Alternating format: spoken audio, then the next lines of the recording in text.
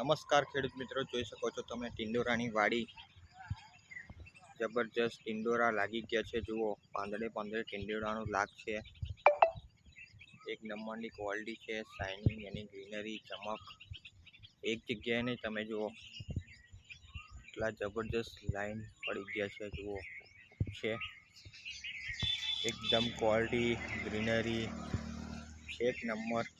જુઓ એટલા જબરજસ્ત લાગી ગયા છે. મિત્રો, વિડીયો સારી લાગે તો લાઈક કરો, શેર કરો, સબસ્ક્રાઈબ કરો.